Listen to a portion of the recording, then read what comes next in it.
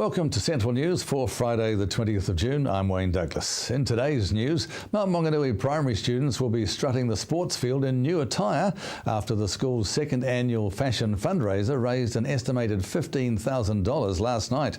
The sold-out event at Farmer Auto Village is being hailed a success, with local clothing stores' latest looks showcased on a custom-made runway in front of 600 guests. The funds raised will go towards new sports uniforms, gazebos for the primary's house groups, and equipment to be used by the department.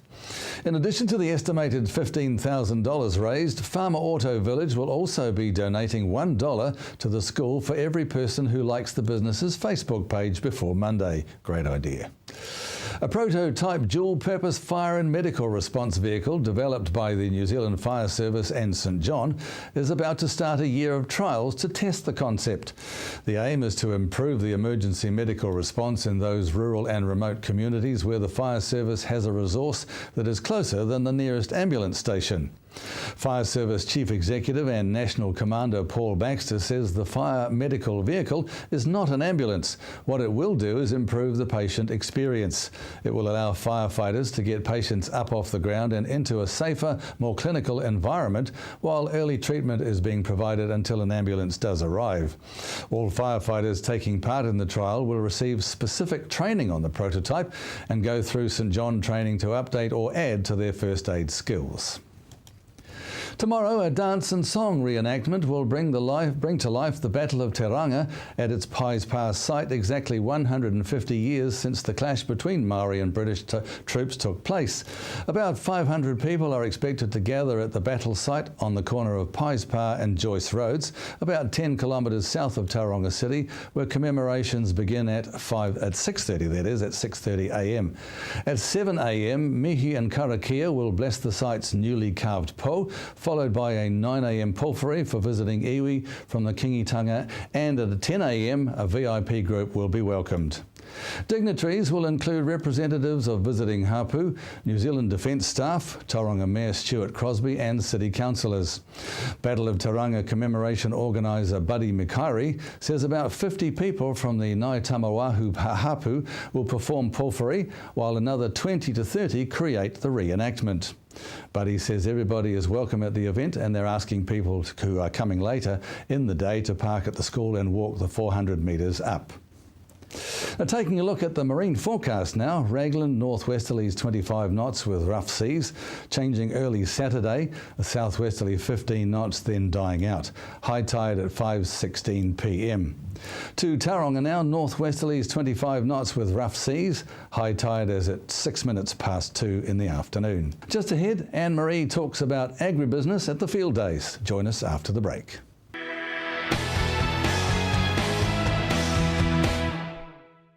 Welcome to Central News on TV Central. Field Days rolled into town last week for another 4 days of innovations and agribusiness. Anne-Marie went along and caught up with Mark Dewdney, CEO of PGG Wrightson. You've been in the job as CEO for nearly a year with a good 6-monthly financial report in December. You must have been pleased about that. Yeah, I was very happy with that. Profit was up at the half year on the year prior. Great result for the team. We've got 2,000 people. They work real hard, and they delivered great results for us. How are you tracking now? Yeah, the season's going well. This is the last year of our financial year. It's been a good second half as well, so I'm confident we're going to come in with a really good full year result. So for the next 12 months, what does it look like for PGG Wrightson? Yeah, a lot more people coming on board. We're growing our business. We're growing in dairy. We're growing in the water area. We're picking up market share from our competitors. We're pushing hard in South America. We've got a new strategy which is about improving the business, growing the business, and looking at better ways to run the company. Teams are going well, and I'm excited about the next 12 months. The agricultural industry is often used as a barometer for the New Zealand economy. Where would you say we're tracking at the moment? Where are we sitting on that scale? Agriculture, I think we're in a very positive space. And if you just go back to the big macro numbers about population growth, reduction in arable land per person in the world, food is going to be the most critical thing in the world in the future, and New Zealand's the best place for it. So I would say agriculture, good 7 or 8 on that barometer right now. How do you think the dairy industry can go about retaining and attracting quality staff? What do they need to be doing differently? Look, I think a good strategy, good leadership. Dairy is such a great business to be in. There's so much innovation there. Fonterra is a great company, and there's a lot of great little companies that operate around Fonterra. So I just think we need to get into the schools, get into the universities, give people a pathway in their career through their first company, and maybe out into the world. It's all good. For more details, you can go to pggwrightson.co.nz.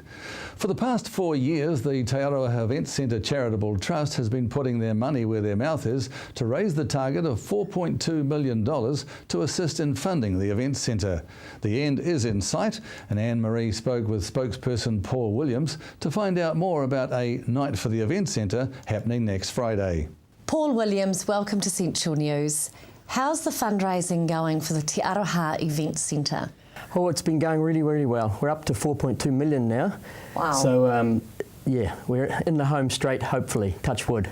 So, yeah. You've got an event coming up next Friday, the 27th of June at the Cobras Club Rooms. Tell me about that. Well, it's probably 4 of the most high-achieving sports people we've had in Te Ara.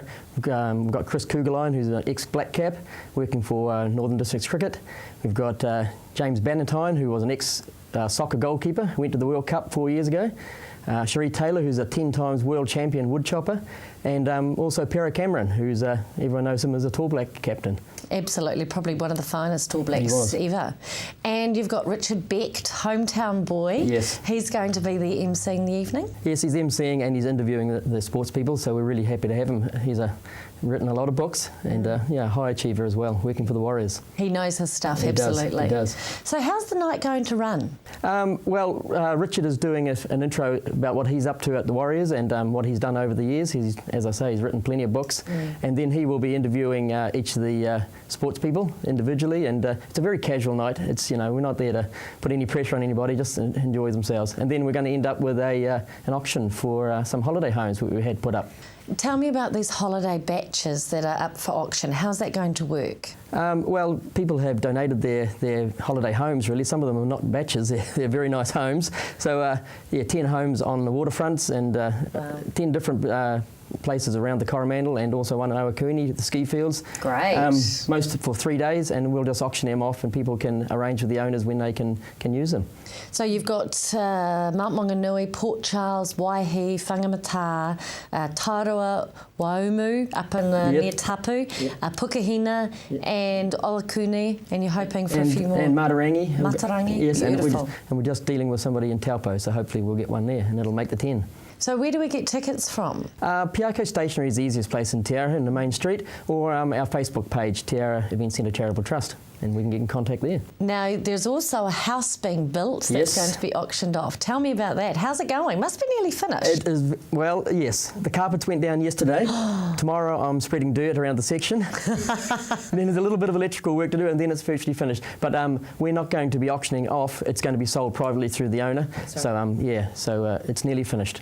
That's fantastic. Yeah, it's been a great effort. 50,000, I think, in the bank account we've raised from that so far, so it's been really good.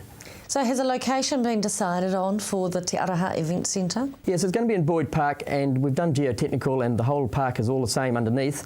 So pretty certain it's going to be over by the netball courts on the rugby field there. So that's, we're just going through this planning process now. And that makes sense too. Yeah, netball will be a big user. Yeah. Yep. Yeah. So and plenty of parking. It's exciting. How are you huge. feeling? It's coming to the end of the long journey. How am I feeling? Tired. Yeah. It's 4 years this month we started, had our first meeting.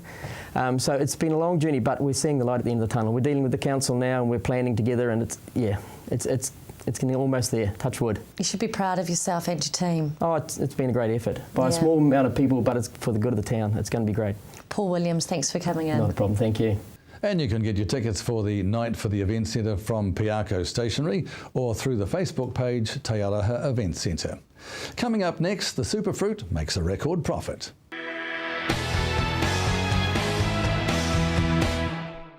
Avocado growers around the country will be celebrating as New Zealand Avocado announced they have more than doubled their sales from last season.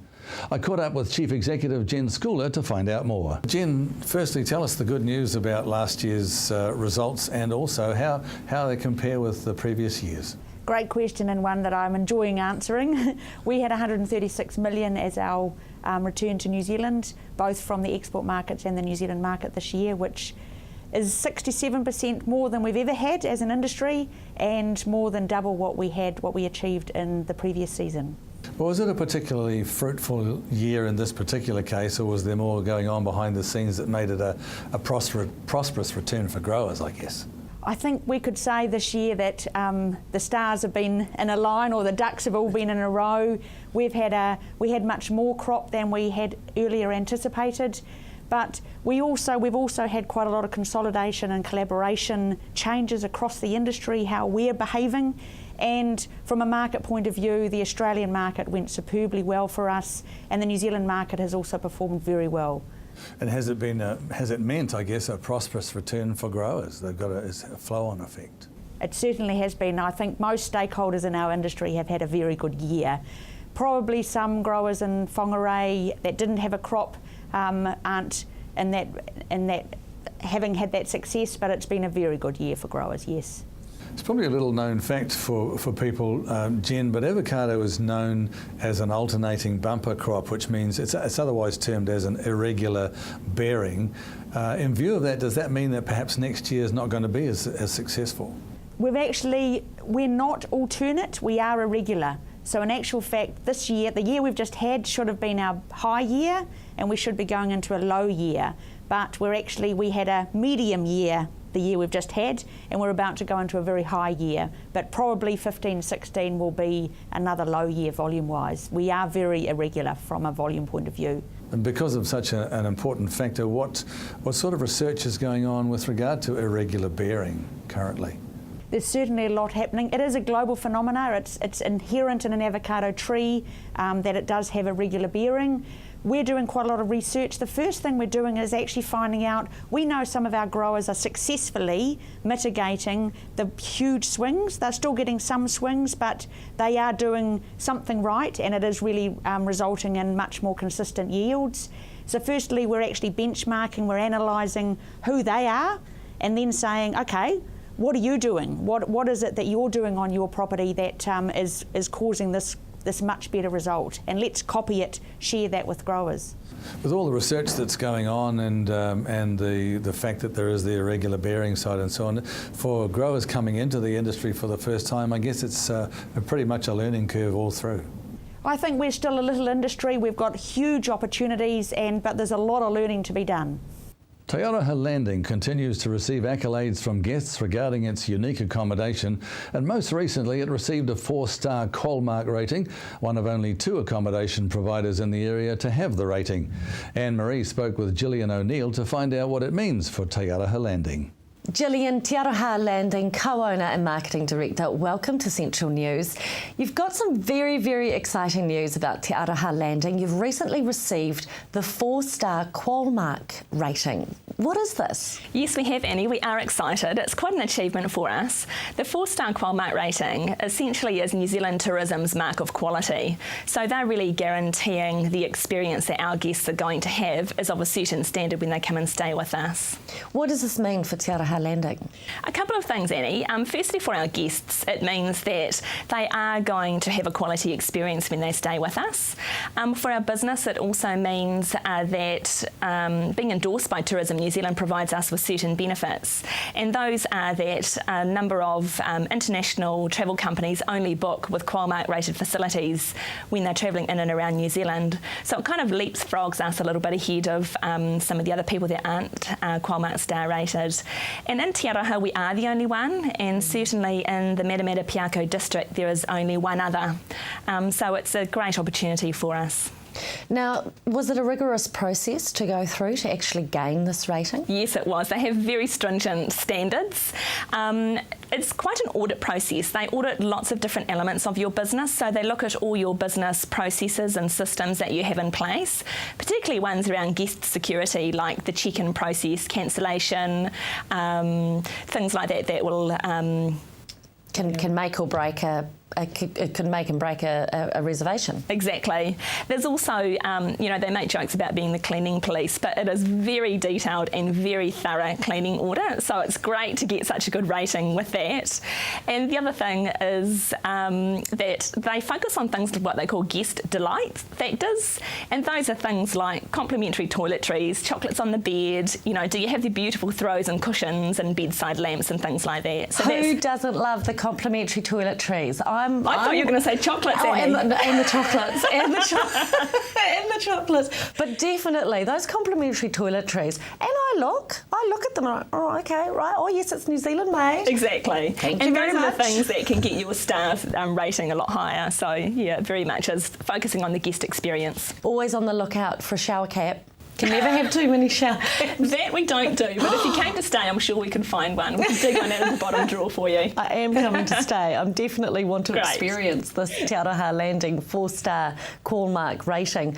Now, what about, you mentioned pillowcases, that they've got to be around the right way? There's all sorts of different bits and pieces with regards to how your property is presented, and they have some things that are absolute must-dos and some things that get you a better score. So they're quite, they're very particular and very itemised, and so you know exactly what you need to be doing, which is great. It is very much a quality check for you as a business, so you know what's expected when people turn up. How was Te Aroha Landing during the recent Waiha River flood? Te Aroha Landing was dry and well above the flood level. My husband's a surveyor, so he was monitoring the flood levels, and EW were doing half-hour readings. So it got up to 11.2 metres, but the devastating floods in the 70s and 80s were at 11.7 metres. Te Aroha Landing's built at 12.5 metres, so there are a lot of parts of Te Aroha that would flood well before Te Aroha Landing, even though we are perched right on the banks of the river. Gillian, congratulations on your success. Look forward to the Te Aroha Landing experience. Thank you, soon. Ellie. Lovely, thanks. For more information on Te Aroha Landing, you can go to talanding.co.nz. And just ahead, we speak with the Vice-Chancellor of Waikato University.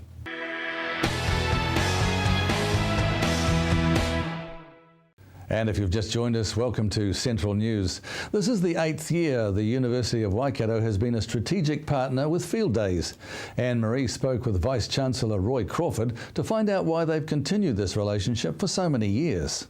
The University of Waikato, of course, was involved in Field Days right at the very beginning in the mid-60s when our first Vice-Chancellor, Sir Don Llewellyn, was involved in setting up and turning the idea into a reality. So 7 or 8 years ago, when we were invited to become a strategic partner, it was the natural thing to do. And it's just a wonderful opportunity for us to be able to show the wide range of things that we do that are relevant to this sector. Quite often the University of Waikato isn't seen as an agricultural university, a bit strange as we're in the heart of the Waikato, but in fact there are very many areas of multidisciplinary research which we do that's entirely relevant to the modern agricultural sector. That's a very good point. One doesn't think of agriculture when one thinks of the University of Waikato. Yes, but there are many areas of research, like water quality is something that we've got world experts on, and that's critically important, and I think fits in very well with the theme that we have here this year at Field Days. Managing resources for a competitive advantage is the Field Days theme. Tell me about that, and as you said, how it relates to the University of Waikato. Well, all areas of water quality, from the very simple thing of making sure that there are no contaminants in the water, either caused by the agriculture or in fact in feeding to the animals and so on, making sure that the lake quality is good, making sure that our coastal regions are good, because many of the products used by agriculture now come from the sea, and we have experts that are involved in international partnership research activities with Northern Europe, for example, and that work is coming from around the world so we can use it in this region. But as I say, it's multidisciplinary. Our legal people are involved because law is important in that, business management, science, technology, all of those things are relevant to the agricultural sector. And most people don't appreciate the breadth of that involvement. Agriculture and farming is indeed a business nowadays. It's not just getting up and milking the cows. There's a whole realm of facets to that, isn't there? Well, that's right. And indeed, we were at a seminar last night at the university where it was being pointed out that there's now a very attractive career for young people, and the numbers of young people coming forward and saying, I would like to study that, that's where I see my future, because it is a wide-ranging discipline. That's really encouraging. The University of Waikato is celebrating its 50th birthday this year. Happy birthday. Thank you. And tell me about your celebrations, and are you doing anything special at the field days in recognition of that? Well, throughout the year we're having celebration events, some that are special for the 50th anniversary, some which have been modified a little bit in order to recognise the fact that we're now 50 years old.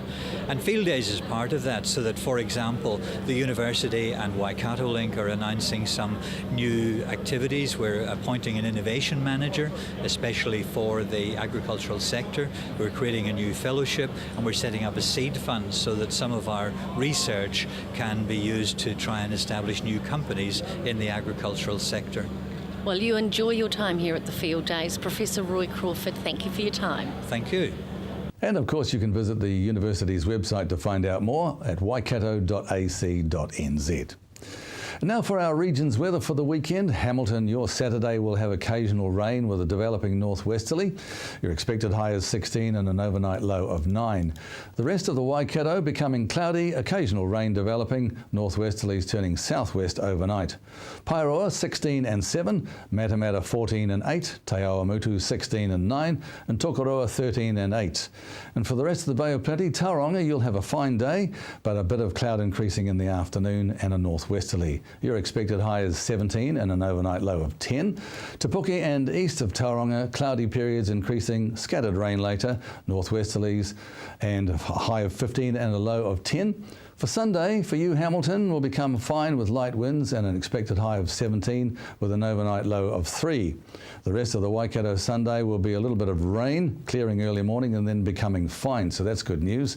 Westerlies dying out in the morning, Paeroa 17 and 6, Matamata 15 and 6, Te Awamutu 17 and 3, and for Tokoroa 14 and 3. Tauranga, your Sunday will become fine as the day goes on with light winds. Your expected high is 17 and an overnight low of 7. Te Puke and east of Tauranga, brief early rain and then mainly fine. Westerlies dying out. 15 and 7 are your temperatures. And that's news for today and this week. Like us on Facebook, or of course you can email us at news@tvcentral.co.nz and let us know what you think needs to be addressed in your community, or perhaps you have a fun event coming up that you want us to get along to and support. We'd love to do that. Join us again next week for more of your stories. I'm Wayne Douglas. Have a great weekend.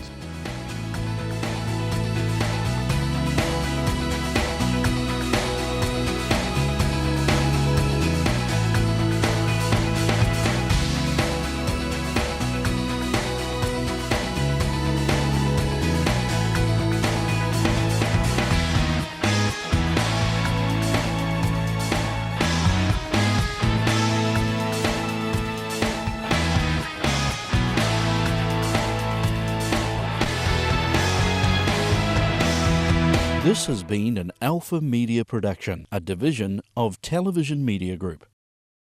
Supporting local content so you can see more of New Zealand on air.